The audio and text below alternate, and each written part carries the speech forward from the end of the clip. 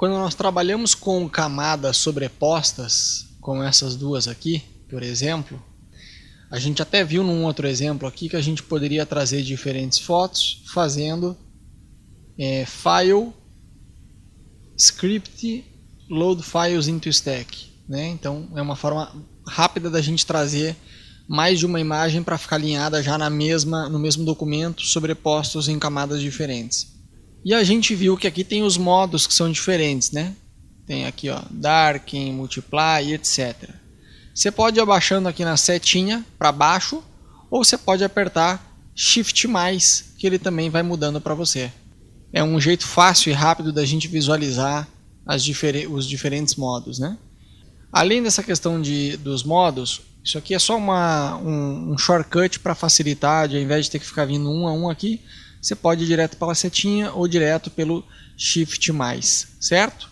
Bom, um efeito que é muito legal, isso aqui é um efeito muito bacana, mas a fotografia, ela geralmente tem que ser no sentido de cima para baixo, ou uma fotografia aérea, ou uma fotografia da sacada de um prédio para a rua, alguma coisa assim, ó.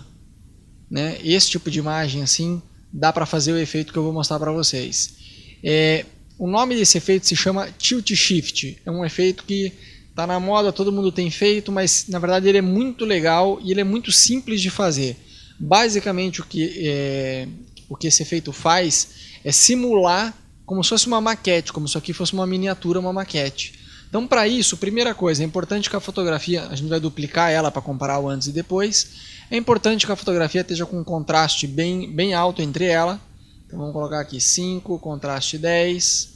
Ainda poderia exagerar se eu quisesse colocar aqui vibração mais 5, saturação 10. Tá vendo que está bem exagerado. E agora o que eu vou fazer? Eu vou vir aqui em filtro, blur gallery e aqui diz tilt shift.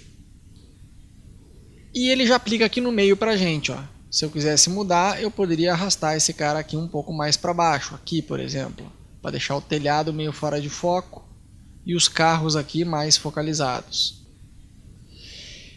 Eu posso também, se eu quiser, alterar aqui o espaço de transição do blur.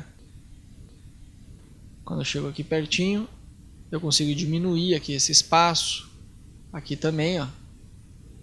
Vou diminuir aqui também. E eu posso aumentar o blur, ó. Claro que se eu exagerar assim vai ficar muito fake. E se eu deixar assim, não dá o efeito. Então, eu tenho que encontrar um ponto mediano aqui, ó. Eu também gosto de exagerar um pouco no blur, porque eu sempre deixo um espacinho de transição maior aqui. Assim não fica tão fake, ó. E aí eu dou um OK. E outra coisa que eu também faço, que eu gosto, que isso aqui é mais um detalhe mesmo do que o efeito em si, é colocar um pouquinho mais de sharpening para tornar mais nítido. Se bem que o blur aqui ele fica melhor até do que sem o sharpening. E o que geralmente eu faço é colocar também um pouquinho de noise, né? Colocar aqui add noise, colocar aqui um pouquinho só para dar uma textura e pronto, ó. Ele dá essa aparência como se fosse de uma miniatura, uma maquete, né? Só que tem que ser uma fotografia assim, que seja de cima para baixo, né?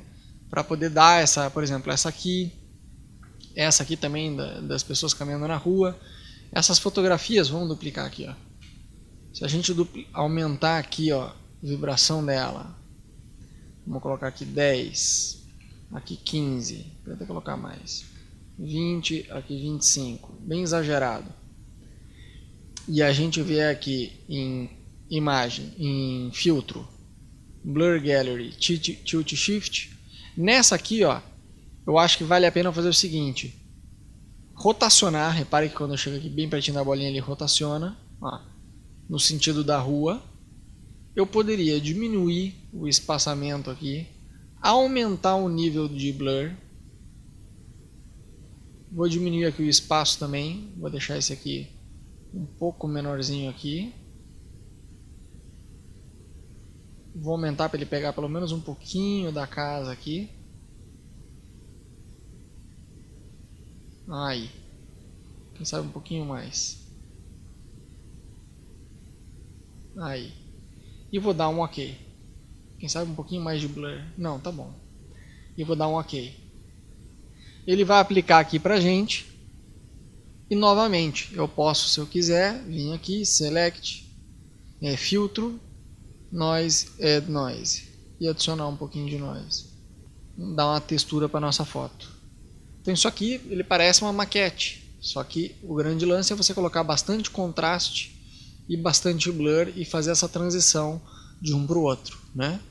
Essa aqui é outra também que poderia ser feita. Se a gente duplicar aqui, fizer o mesmo esqueminha, vou dar Ctrl M para ativar aqui as curvas. Ctrl M, ué, porque não está dando? Ctrl M. Aqui, vou aumentar ele um pouquinho para dar mais luz. Vou fazer Ctrl M aqui de novo. Não sei porque o meu teclado não está indo aqui. Vou colocar mais contraste, ó, através das curvas. Foi demais. Vou colocar um pouquinho menos. Aí. E eu vou fazer esse esquema aqui do imagem, ajuste, vibração vou colocar aqui 10, saturação também vou colocar 10. E aí sim, filtro, Filter Gallery, Filter, Blur Gallery, Tilt Shift. E se eu quiser eu posso mudar a posição, deixar mais para cá. E aí eu posso aumentar o nível do blur, deixar bem marcado e colocar aqui um OK.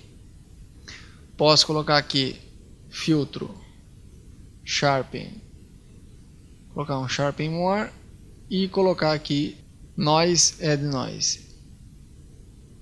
OK. Diminuir aqui um pouquinho, não precisa tanto. Dá esse efeito de miniatura também, certo? Então qualquer um desses três aqui, ó, se você for olhar, é possível a gente fazer como se fosse de miniatura e fica bacana pra caramba, tá? O grande lance é você saber fazer o contraste certinho e a quantidade de blur correta. O noise e o sharp, na verdade, é desnecessário. Eu faço mais para dar uma aparência do que pro efeito em si. Não, na verdade, não é muito fundamental.